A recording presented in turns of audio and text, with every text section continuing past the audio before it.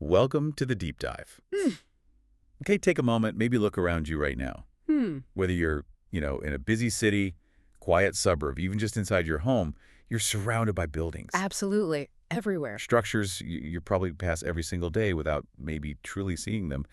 But what if? What if every facade, every wall whispered secrets? Secrets of history, culture, incredible human innovation.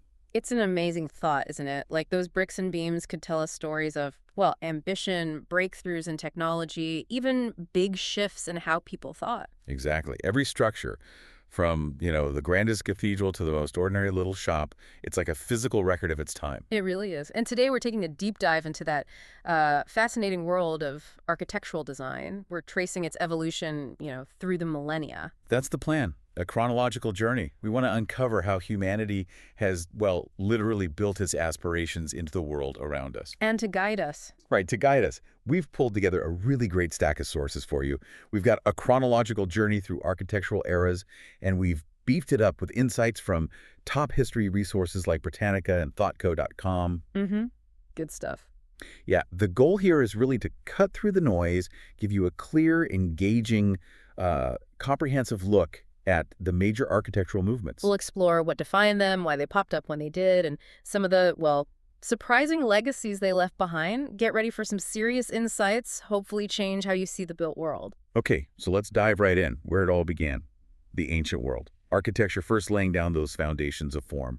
We start with ancient Egypt, monumental divine power. Yeah, ancient Egyptian architecture, you're talking colossal scale, eternal permanence. Yeah. These things were built, literally built to reflect divine power, immortality. Yeah. Imagine those massive pyramids just rising out of the desert, eternal tombs for pharaohs who they saw as like living gods. They were just incredible engineering marvels. It's kind of mind-boggling. How did they even do that? Achieve that scale without modern tools? They didn't even have arches or mortar, right? Right.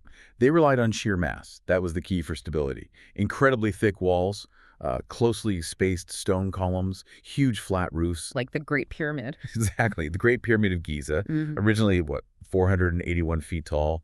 The base covers 13 acres. It's immense.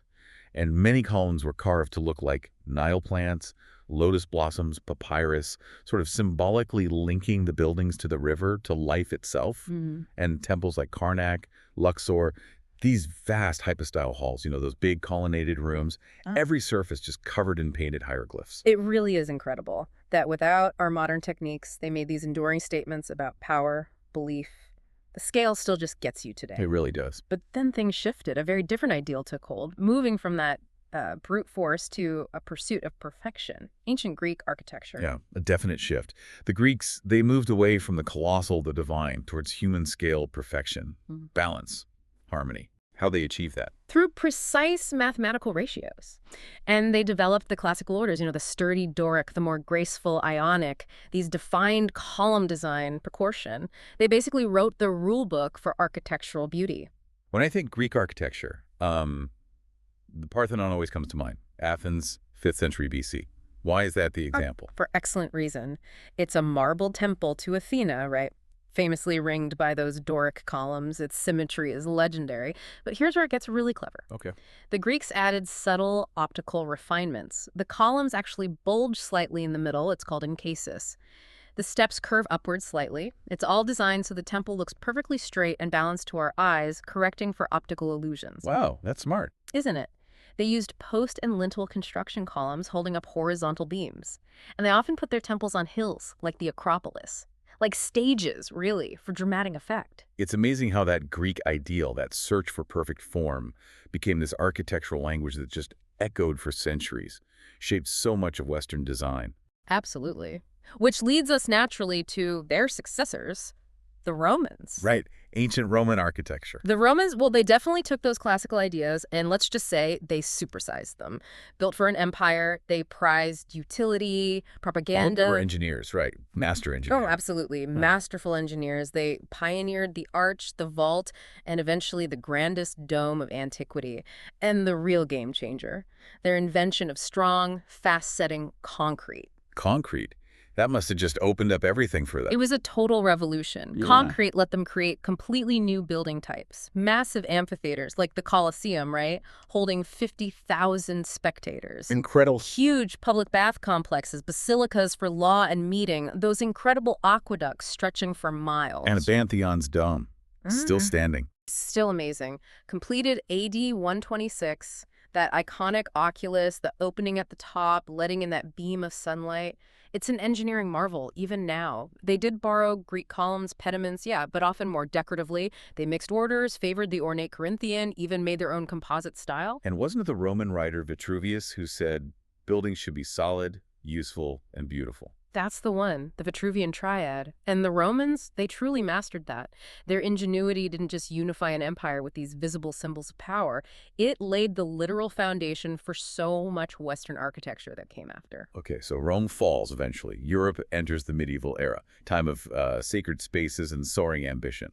First up, Romanesque architecture. Right. After Rome's decline, security, permanence, these became really important across Europe. Romanesque architecture, roughly say 800 to 1100 AD, it really conveys that sense of protection. Heavy buildings, fortified, almost like stone fortresses for God, built to last through, uncertain times. I can almost picture it. Thick walls, small windows, creates that dim, solemn feeling inside, right? Exactly. Thick masonry walls, rounded arches like the Roman ones, hence the name Romanesque, and sturdy barrel vaults, groin vaults. The Basilica of St. Sernin in Toulouse, late 11th, early 12th century. Perfect example. Thick brick walls, those semicircular arches. Was there much decoration? Ornamentation was usually pretty limited, often just carved portals, the doorways, and column capitals showing Bible scenes. Very purposeful. It really helps to imagine stepping inside one of those fortress-like churches. You can understand the sense of security, that spiritual sanctuary they must have offered in a turbulent age. Absolutely. But then, a completely different feeling emerges, almost gravity-defying Gothic architecture. Gothic. Yeah, here's where it gets really interesting. By the 12th century, Gothic architecture bursts onto the scene, literally pointing upwards to the heavens, engineered to inspire just awe. And the key innovations were? The pointed arch, that was crucial. More sophisticated ribbed vaults, and most dramatically, the flying buttresses. Those external stone supports, the sort of exoskeletons that let them build higher and thinner.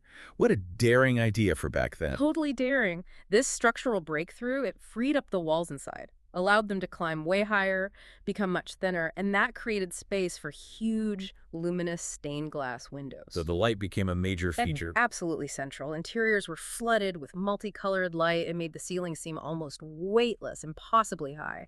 Drew your eyes upward. Think Notre Dame in Paris started 1163, or Chartres Cathedral around 1194. All the details, spires, pinnacles, those carved bits called crockets, gargoyles, everything added to the drama. It's funny, though, that the name Gothic was originally an insult, right? Yeah, coined during the Renaissance. They saw it as barbarian compared to classical symmetry, but really this era was cutting edge for its time. Daring architectural courage. Became this powerful symbol of community, spiritual ambition. Okay, moving on for the medieval. We see this fascinating swing back towards classical ideas, but with new takes. Renaissance, Baroque, Neoclassical. Let's start with Renaissance architecture, a real rebirth. The Renaissance, yeah, roughly 1400 to 1600, it was definitely a cultural rebirth, brought scholarly precision, a humanist spirit back into architecture, drew directly from ancient Greece and Rome again.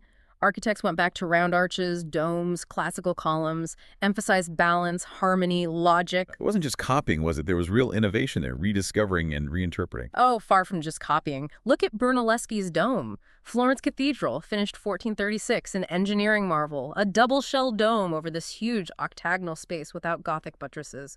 He used rediscovered Roman concrete ideas, new structural thinking. Incredible. Right. And architects like Palladio, his Villa Rotonda near Venice. Strikingly symmetrical. Square plan, central dome, 4 identical temple porticos. They follow clear proportions, simple math, often inspired directly by Vitruvius again.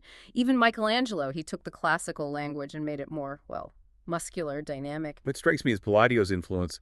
His 4 books of architecture spread everywhere, right? Influenced styles for centuries after. Hugely influential. Yeah, this era really brought back the dignity, the clarity of antiquity, but mixed it with this new confidence, made man sort of the measure of the building, not just God. But then, That Renaissance restraint kind of exploded, didn't it, into the drama of Baroque architecture starting around 1600. Exploded is a good word. Baroque was all about drama, motion, awe, architecture put on a stage, full of theatrical flair, often grand propaganda for the church and the state. The Hall of Mirrors of Versailles, that's the image that just screams Baroque to me. Quintessential example, absolutely. Hall of Mirrors, finished in the 1680s, 357 mirrors facing windows, just multiplying light and splendor. Facades undulated concave, convex forms. Domes soared, seemed to float. Interiors just exploded with color, gilding, luxurious materials. So these buildings were designed to provoke an emotional reaction. Exactly. They were immersive experiences. You'd find oval floor plans, domes frescoed with heavens to create this sense of boundless space. Think of Bernini's Piazza for St. Peter's Basilica, those curved colonnades just embracing visitors. Or Borromeo's San Carlo alla Quattrofontaine, where the walls seem to bend and the dome ripples like it's alive. Extravagant ornament everywhere, carved angels swirling clouds, rays of golden light, all designed to evoke wonder, piety, exuberance. It really shows how buildings became these lavish storytellers, literally shaping how people felt inside them. But like before, there was a reaction against that exuberance, Neoclassical and Georgian architecture. Right. By the mid-18th century, you see this powerful swing back, a return to noble simplicity, rational design, directly countering what they saw as Baroque excess. Neoclassical and Georgian styles consciously looked back to ancient Greece and Rome again, valued reason, order. Like the U.S. Capitol building, that seems like a perfect example. Yeah. Stately, dignified. It really is. Started 1793, grand columned portico, a dome explicitly modeled on St. Peter's and the Pantheon. Founders like Thomas Jefferson, they deliberately chose neoclassical to link the new American Republic to the ideals of Greek democracy, Roman republicanism. And Georgian. Georgian architecture, especially in Britain and the colonies, focused on symmetry, classical proportions, balance, and more restrained ornament. You often see it in brick with white trim. Very orderly, elegant. Robert Adams' work in Britain is a great example. It's fascinating how architecture was used so deliberately to embody virtue, democracy, cultural greatness, created these dignified, disciplined buildings. Yeah. And their appeal, well, you could argue it's timeless. You could. Okay, let's jump into the 19th century. An era of just incredible change, old and new, clashing dramatically. The Industrial Revolution really kicked things off, didn't it? Oh, absolutely. The Industrial Revolution just unleashed totally new materials, iron, steel, and new technologies alongside them. It shattered traditional architectural limits, allowed for structures that were lighter, modular, much more transparent than anything before. Truly revolutionary. So we're talking like prefabricated parts, Oh. steel skeletons letting buildings go higher, faster. Precisely. Think about the Crystal Palace, London, 1851 Great Exhibition. A gigantic hall, almost all prefabricated iron and glass, nearly 1,850 feet long, built incredibly quickly. Wow. And by the 1880s, you get the first skyscrapers in Chicago, like the Home Insurance Building, using steel frames to just soar upwards, a whole new scale. And of course, the Eiffel Tower. Paris, 1889, I read it was initially hated, called a monstrous factory chimney. Hard to believe now. It was met with shock, yeah. But this 300-meter wrought iron lattice, it quickly became this bold symbol of engineering triumph, the modern age. It just showed how new tech totally upended the limits, transformed cities, and pointed towards modern architecture. What's wild is that at the exact same time, almost reacting against this, you had the rise of eclectic revival and historicism, like a real nostalgic craving for the past. It's a fascinating contrast, isn't it? What we often just call Victorian architecture. From 1837 to 1901, it actually covers this whole range of revival styles. Gothic revival was a huge look at the Houses of Parliament in London. It's basically a Gothic skin over a modern iron frame. Right. But there were others too. Neoclassical again, called Beaux-Arts sometimes. Renaissance revival, Romanesque revival, even Moorish revival. And architects would freely mix them. That's historicism. So one building could have bits from several different eras, like an architectural mashup. Exactly. The Natural History Museum in London, finished 1881, mixes Romanesque and Gothic. They thought different styles conveyed different virtues. Gothic for piety, classical for government buildings, that sort of thing. St. Pancras Station in London, 1868. Prime example. Massive iron train shed meets this flamboyant, high Victorian Gothic hotel. Unforgettable. So 19th century cities became this amazing conversation between past and future, creating this vibrant, maybe sometimes chaotic variety that really set the stage for what came next. Perfectly put. It paved the way. And what came next was the 20th century, bringing us the quest for maybe truth with modernism, and then these playful reactions with postmodernism. Let's tackle modernism first, a truly radical shift, almost a new faith, you called it. It really was a complete break. Modernism was driven by that famous phrase, form follows function. It embraced progress, the machine age look and feel. Buildings got stripped of historical ornament. Instead, they honestly expressed their materials: steel, concrete, glass. Less is more was the mantra. I think of the Bauhaus school in Germany, unifying art, craft, technology. Absolutely central. Walter Gropius's Bauhaus building in Dessau, 1925. It embodies it. Flat roofs, cubic shapes, open floor plans, those big glass curtain walls. And the international style, a term coined in 32, it just became this dominant global architectural language. Right. Think of Mies van der Rohe's Farnsworth House, a transparent glass box just floating on steel pilatas, those thin columns lifting it up, distilling house down to its absolute essence. And mid-century modern brought that clean, functional style into homes, right? Open plans, connecting with the outdoors. Yeah, very popular. Think Eames, Serenen, Nutra. Modernism really did rebel against the past. It aspired to improve lives through design, and it totally transformed our cities, our homes, taught us the beauty of simplicity, maybe. By the late 20th century, people started pushing back against that strictness, that perceived uniformity. Yeah. Which brings us to postmodernism, basically saying less is a bore. Ha! Exactly. There was definitely a reaction brewing. Postmodernism stepped in. So how did it differ? What did postmodernism bring back or introduce, maybe wit? Historical references, but maybe ironically. All of the above. Postmodernism consciously embraced complexity, contradiction. It gleefully mixed ideas and styles again. Architects weren't afraid of bright colors, exaggerated forms, irony, symbols, often just for fun or to communicate something specific. Like Robert Venturi's house, the Vanaventuri house. Well, often cited as the first postmodern house. Yeah, 1964. It's got that split gable roof, an off-center chimney, even a fake arch over the door, just humorously messing with expectations. And Michael Graves's Portland building, that big blocky building with the teal facade and giant decorations. Right, 1982. Takes a modernist cube and just layers it with color, overscaled geometric bits, tongue-in-cheek classical references, and Philip Johnson's AT&T Tower. The one with the Chippendale top. That's it. The skyscraper with ears, they called it, 1984. Sleek skyscraper, then bam, this giant broken pediment on top, like off a piece of furniture. It definitely made a statement. It did. Postmodernism embraced the idea that buildings could be signs, symbols, tell stories again, not just be pure abstract forms. It made architecture more pluralistic, freer, and yeah, maybe more fun. Brought past and future into this witty dialogue. Left its playful mark on our cities. Wow. Okay, so you've just taken us on this incredible whirlwind journey. Centuries of architectural evolution. Yeah. From Egypt's monumental tombs. Right through to the playfully ironic skyscrapers of postmodernism. And each era, whether it was building on what came before or completely rebelling against it. It consistently reflected the values, the dreams, maybe the anxieties of its time, telling stories in stone, concrete, glass, steel. What this deep dive really shows us, I think, is that architecture is never static. It's a living narrative, constantly unfolding. So now when you look at a building, hopefully you'll see more than just, walls and windows. You'll see history, philosophy, incredible human ingenuity. You'll spot those echoes of ancient orders, maybe, or the bold rebellion of modern forms. It just enriches how you see the world. It really does. It changes everything. So, as we wrap up this deep dive, here's something to think about. What architectural chapter are we writing right now, today? Oh, good question. And what will the buildings going up all around us, what will they say about us, our values, our aspirations? What story will they tell future generations? Something to maybe mull over as you navigate the built world around you.